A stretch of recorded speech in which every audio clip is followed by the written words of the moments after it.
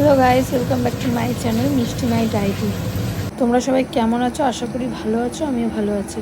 আজকে একটুখানি chicken soup বানাবো, তার জন্য প্রস্তুতি চলছে। সব কিছু করা হয়ে গেছে। এখন আদাটাকে একটুখানি ঘষে নিচ্ছি, তারপরে সব কিছু বাটারটা আগেই দেওয়া হয়ে গেছে প্রেশার কুকারে। এখন পেঁপেগুলো ধুয়ে দিয়ে দিচ্ছি। যে যেরকম সবজি খেতে ভালোবাসে আমি 3টে সবজি দিই। এবার ভালো করে নাড়াচাড়া দিয়ে একটুখানি লবণ, একটু গোলমরিচ গুঁড়ো, এটা হলুদ ব্যবহার করি না আমি। এবার অনেকেই করে না, না করাটাই ভালো। তা এবার সব কিছু দিয়ে ভালো করে মিক্সড করে একটুখানি কাঁচা লঙ্কা দিয়ে দেবে। যে যেরকম ঝাল খেতে ভালোবাসো সেরকমটাই দেবে। এবারে চিকেনগুলো দিয়ে দেবো, দিয়ে ভালো করে নাড়াচাড়া করবো, একটুখানি ভাজা ভাজা করে নেবো, তারপরে জলটা দেবো। আর এই স্টুটা খেতে না সবাই কম বেশি, বাচ্চাদের তো ভালোই, আর কম বেশি সবাই ভালোবাসে এই স্টুটা খেতে। এবার যাতে স্টুটা একটুখানি মোটা গাঢ় হয়, তার জন্য একটুখানি কর্নফ্লাওয়ার একটু ভালো করে জলের মধ্যে পাতলা করে গুলে নেব।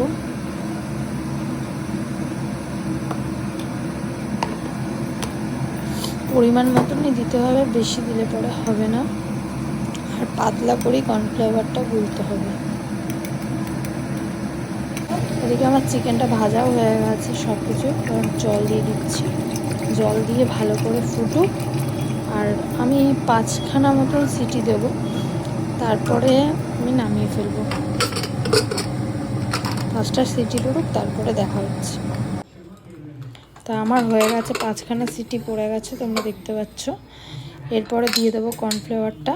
তো দিয়ে ভালো করে একটুখানি নাড়াচাড়া করে তার মধ্যে একটু ডিম ফাটিয়ে দিয়ে দেবো টেস্ট হওয়ার জন্য, আর সুন্দরও হয় ফ্লেভারটা। তো ডিমটা ফাটিয়ে দেওয়ার পরে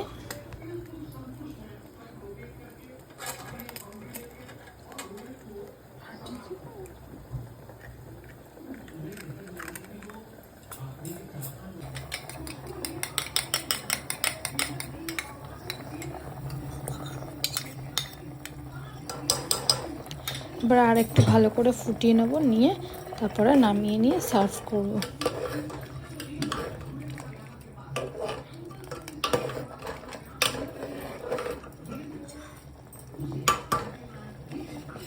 যেটুখানি বাটার ছিল সেটুকুনিও দিয়ে দিলাম।